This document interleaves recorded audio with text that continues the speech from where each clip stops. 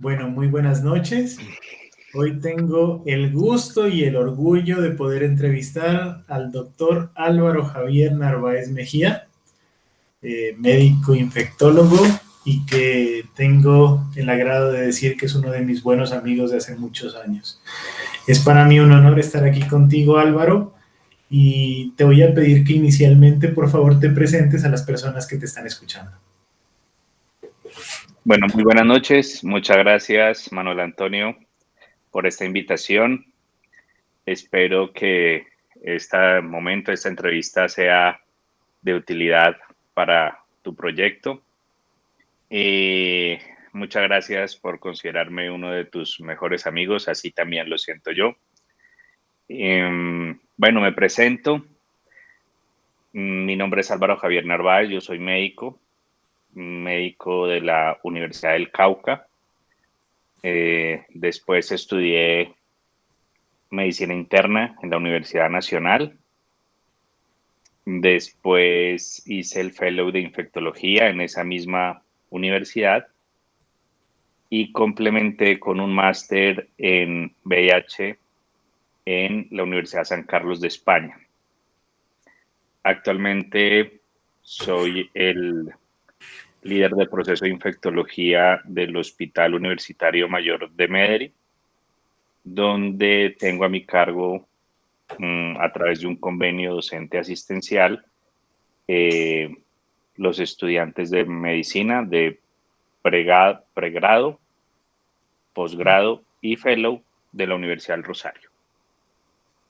Qué maravilla. Muchísimas gracias por darnos un ratico de tu tiempo de descanso para que podamos charlar.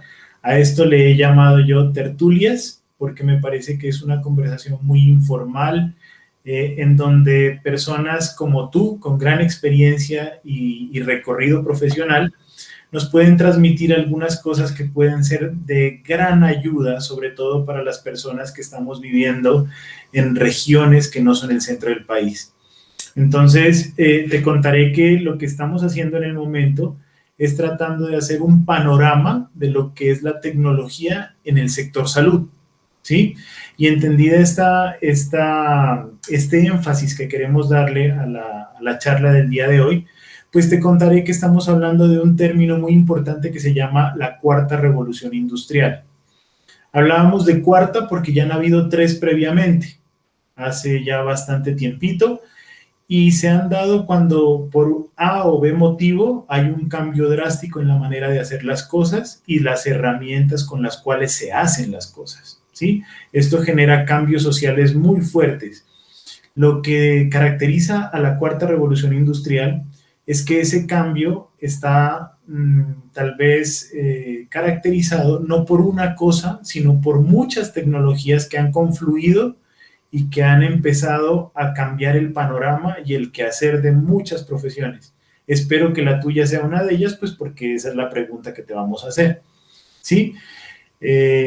Lo primero que te quisiera preguntar es eso, el panorama desde cuando empezaste a trabajar como médico, como internista, como infectólogo, y hasta el día de hoy han habido muchísimas tecnologías. Creo que yo he estado en algunas de tus apropiaciones y he tratado de alguna manera de abrirte un norte y de darte una mirada, una perspectiva desde mi punto de vista ingeniero, pero ¿quién mejor que tú para decirme cómo has visto esas tecnologías en el impacto en la medicina y en la infectología como tal?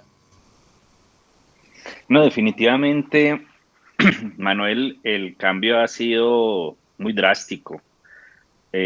Si pues hacemos un poquito de remembranza a cómo los médicos trabajábamos hace 20 años, hemos dado un salto grandísimo.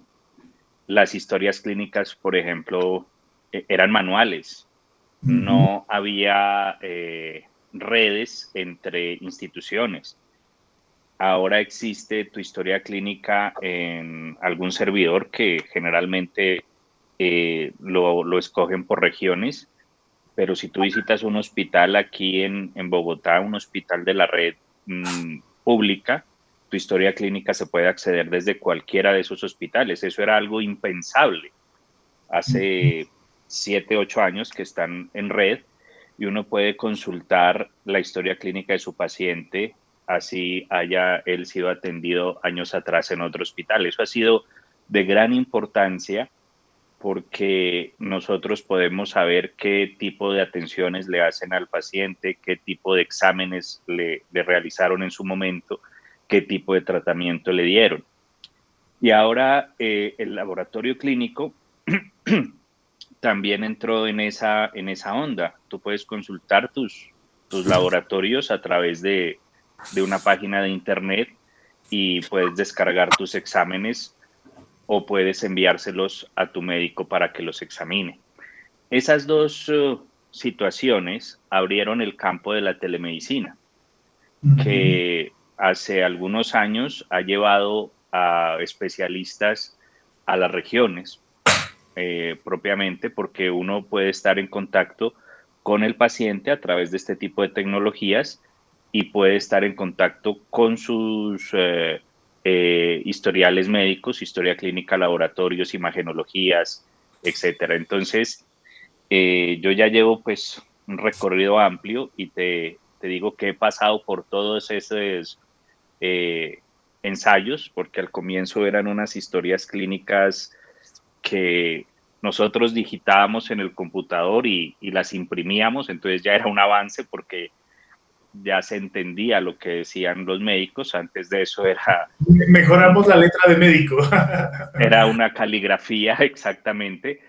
Después vinieron los ordenadores de mano, le llamamos Palm, eso era sobre una plataforma iOS, y nosotros diligenciábamos el historial médico desde ahí y podíamos formular al paciente. Eso fue tal vez lo que dio pie a las historias clínicas en red.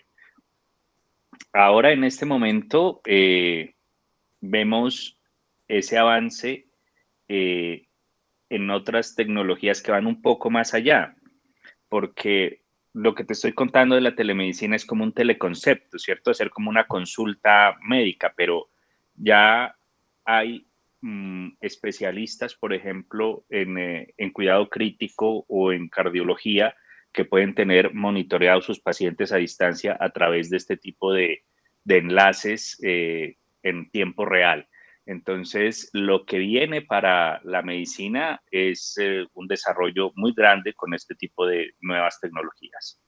Sí, qué chévere. Y mira que entendiendo que tu profesión y tu área de expertise tiene que ver muchísimo con el estudio de estos nuevos virus como el COVID, como el SARS-CoV, ¿no? Yo te diré que creo que tú eres uno de los adoptantes tempranos de tecnología, ¿no?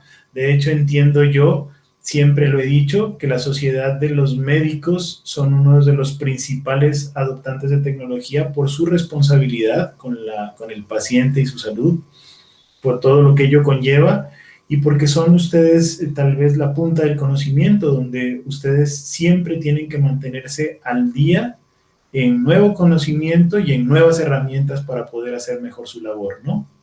En este sentido, la siguiente pregunta será preguntarte qué crees que venga a futuro, sobre todo en infectología y en lo tuyo, qué ha disparado la pandemia.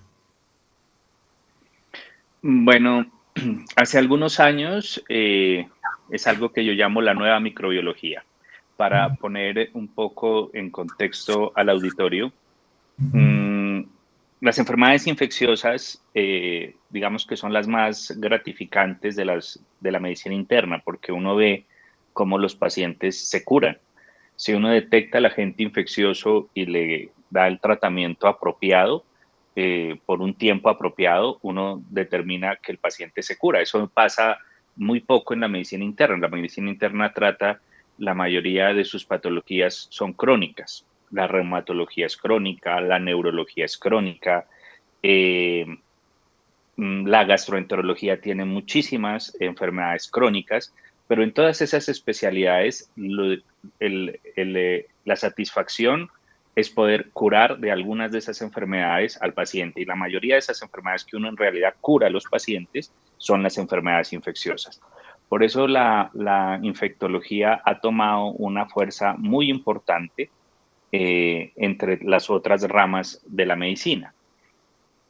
La nueva microbiología tiene que ver con el diagnóstico temprano de estas enfermedades infecciosas con técnicas moleculares. Generalmente, antes, para obtener un cultivo bacteriano, tenían que pasar bastantes días con unas técnicas tradicionales de tomar la muestra, transportarla en un medio de transporte hasta un laboratorio. En el laboratorio tenía que sembrarse esa muestra en un medio de cultivo, tener eso en un ambiente apropiado, a una temperatura apropiada y esperar 4 o 5 días para poder recuperar ese germen. Iba una persona experta, que generalmente era un microbiólogo, pasaba eso a un microscopio, le hacía ciertos exámenes, ciertas pruebas, ciertas características y después de otro día, otros 2 días, le pasaba un informe al médico diciendo, mire, la bacteria que usted cultivó de esa herida o de ese absceso, de ese lavado broncoalveolar, de los diferentes secreciones o líquidos que uno cultiva, es, voy a decir algo, un estafilococo. 2 o 3 días después le decía, mire, este estafilococo está sensible a estos antibióticos y está resistente a estos otros, para que el médico pueda optar por una opción de tratamiento adecuada. Ese proceso era muy largo y en infecciones severas, en infecciones graves, pues conllevaba un riesgo muy grande para el paciente, porque si uno no colocaba el antibiótico adecuado desde un inicio, pues la mortalidad se aumentaba. Eso ha llevado al desarrollo de esta tecnología que te digo de PCR, reacción en cadena de la polimerasa, donde se toma la muestra, a veces no necesitamos medio de cultivo o medio de transporte, la ingresamos a un cassette, haz de cuenta como un cartucho de los que poníamos antes en las impresoras, y eso se coloca en un aparatico que parece una impresora.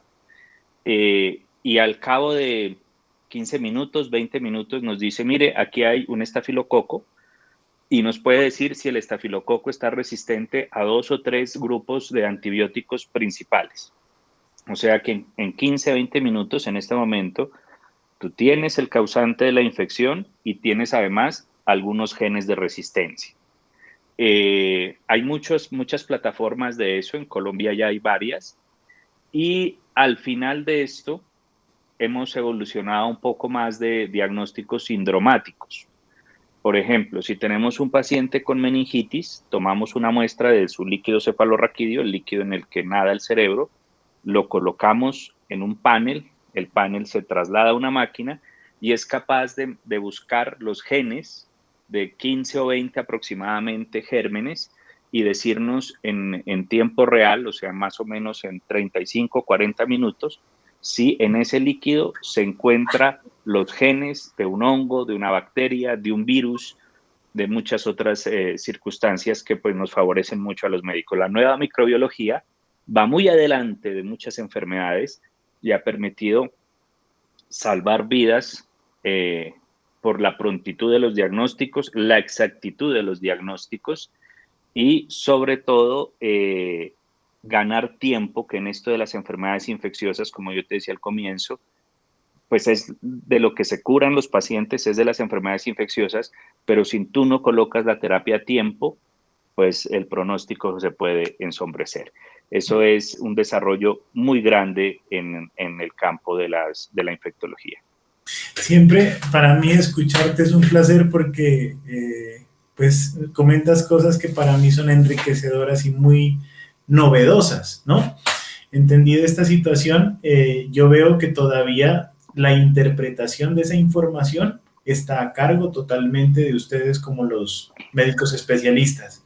¿Cómo has visto la incursión de inteligencia artificial o de máquinas que puedan hacer la labor de ustedes? Sí, totalmente. Existen software que se alimentan ellos mismos con esto de inteligencia artificial. Empezó en radiología, ahorita en el COVID lo vivimos mucho. Al comienzo del COVID llamábamos a nuestros radiólogos más expertos sobre todo los radiólogos de tórax, para que nos aclararan un poco estos hallazgos nuevos que eran muy polimórficos. No era la neumonía típica que estábamos acostumbrados a ver. Había muchos hallazgos diferentes. O sea, en términos técnicos, muchos infiltrados en vidrio esmerilado que podían ser muchas cosas, pero que tenían un patrón de distribución muy típica. Generalmente eran periféricos, más hacia el área de las pleuras. Y eso lo empezamos a interpretar como un hallazgo muy típico de COVID. Y después estos programas de inteligencia artificial empezaron a dar diagnósticos incluso más exactos que los mismos profesores peritos. Pasábamos esas imágenes a través de los software y nos decían puede ser COVID con una probabilidad del 95%. Así nuestros profesores estuvieran en duda y decían, yo creo que no, que esto es otra neumonía, puede ser otro tipo de patología pulmonar, pero el software ya estaba dando visos de que con lo que había aprendido, no solamente de los casos de ese hospital, sino de otros hospitales, podía dar diagnósticos incluso más exactos que los mismos profesionales expertos. Algo de eso se ha trasladado a la infectología. Y hace unos años tuve la oportunidad de estar en un congreso de la Unión Europea donde presentaron una máquina. Todavía era una máquina grande, era como un escritorio. El trabajo de los infectólogos en los hospitales tiene que ver con la integración de farmacia, o sea, el que despacha los antibióticos, del laboratorio donde están creciendo las bacterias, de la historia clínica de los pacientes, porque nosotros tratamos de contener un fenómeno que hemos denominado la nueva pandemia, que se llama la resistencia bacteriana. La resistencia bacteriana tiene que ver con la susceptibilidad de los gérmenes a los antibióticos y cada vez es menos.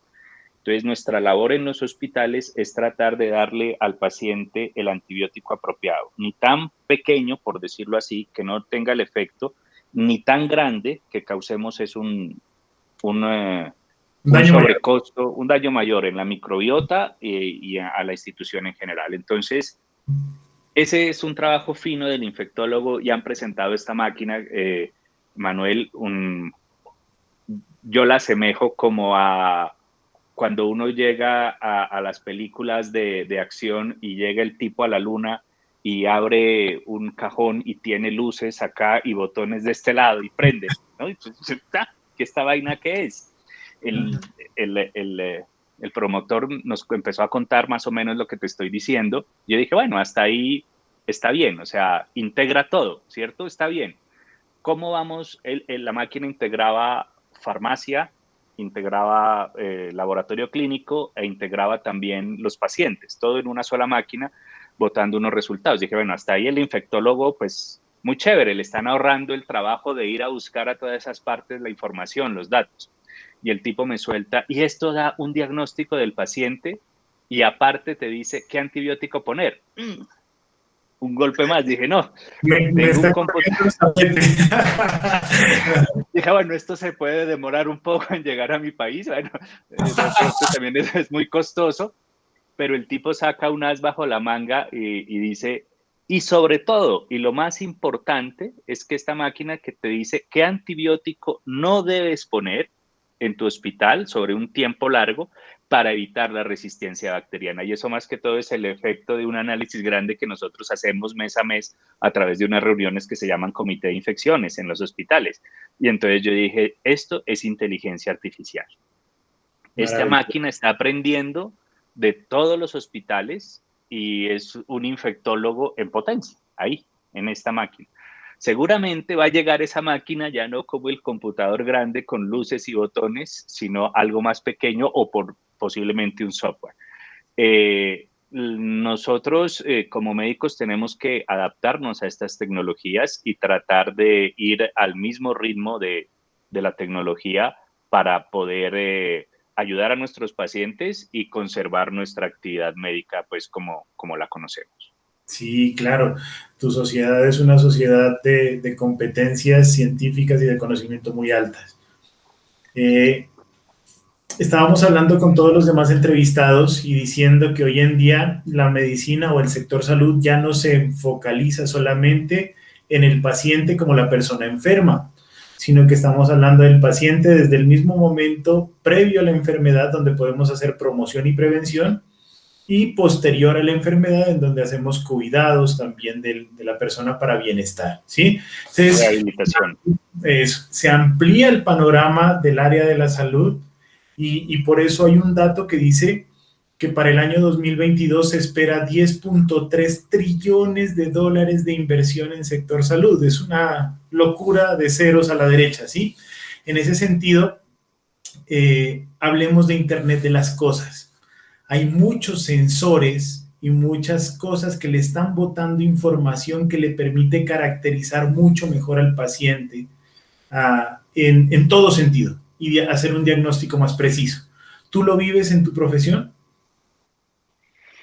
Bueno, cada vez tenemos mucha más tecnología para el cuidado de los pacientes. Cuando nos vamos a la sala del paciente, el examen físico de pronto ha cambiado como lo conocíamos.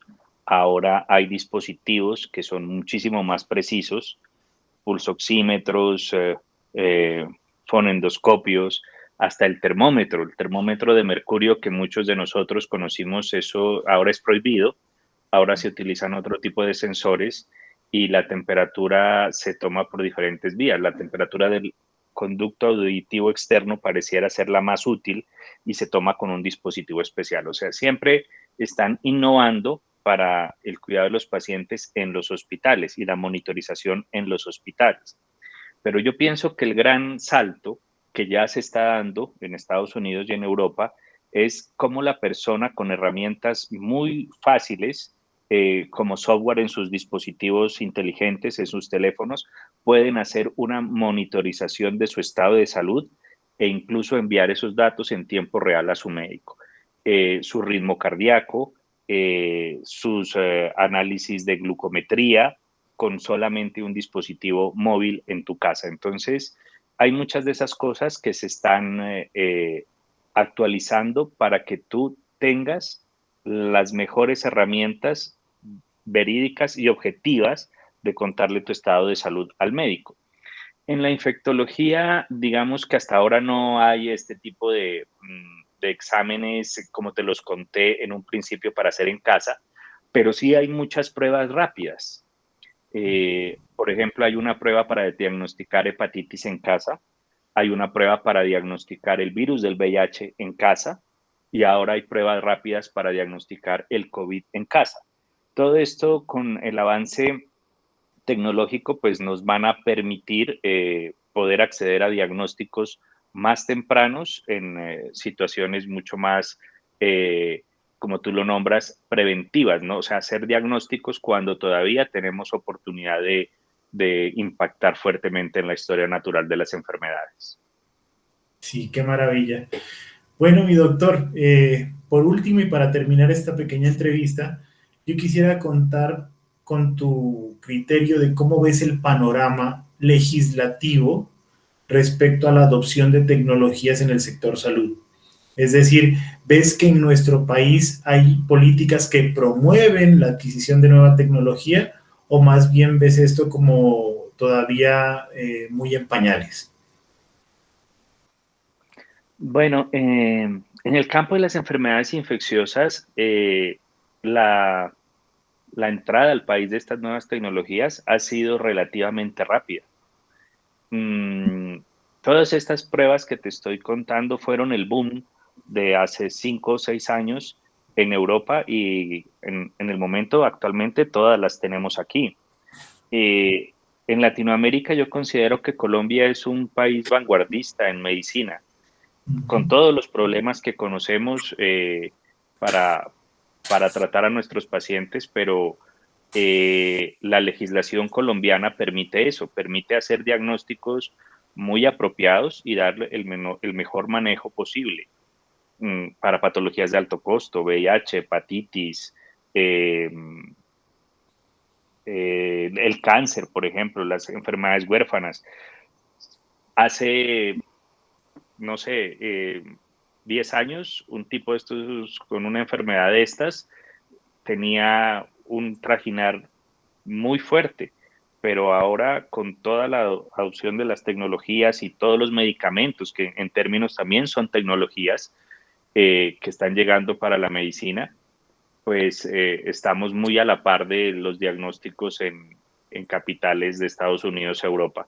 Nosotros tenemos de pronto una desventaja en la oportunidad, pero la tecnología que manejamos acá es muy, muy buena, sobre todo en enfermedades infecciosas. El trabajo colaborativo de ustedes con médicos foráneos internacionales es posible gracias a la tecnología en tu campo de trabajo. Sí, muchísimo. Y esto se multiplicó en la pandemia. Antes nosotros esperábamos ansiosos las conferencias de los profesores de las universidades extranjeras que venían a dictarnos el simposio, el congreso, y nos reuníamos varios y íbamos a estas reuniones.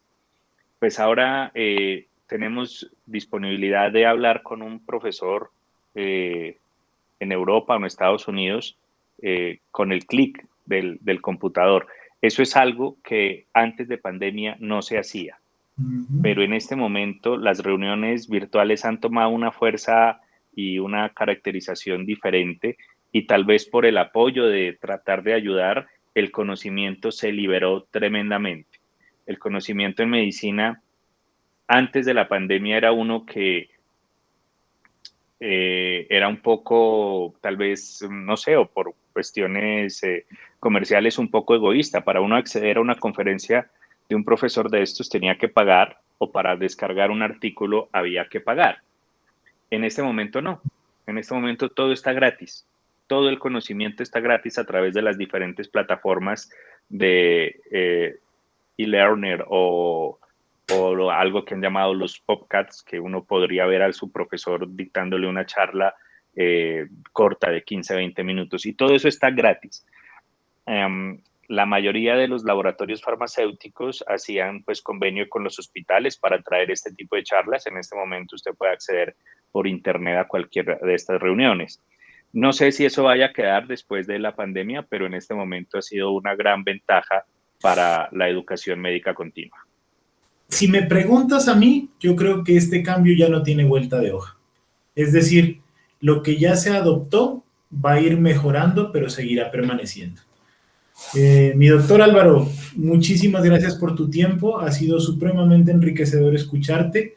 Para nosotros, como parte de este curso y para las personas que te ven en internet, pues qué maravilla poder como tú, que nos aporten de manera desinteresada este tipo de conocimiento y nos abran una perspectiva grandísima de dónde puede estar incursionando la tecnología de una buena manera. Ha sido un honor estar contigo aquí y te agradezco tu tiempo y pues te pido por favor despedirte del auditorio. Bueno, muchas gracias a todos por escucharme, por permitirme entrar a sus hogares con esta charla, este simposio, esta tertulia, como la ha llamado Manuel, agradecerle por esta invitación y despedirme de ustedes. Un abrazo, que estén todos muy bien. Buena suerte y muchos éxitos en lo que continúa con tu trabajo. Buenas noches. Gracias. Chao.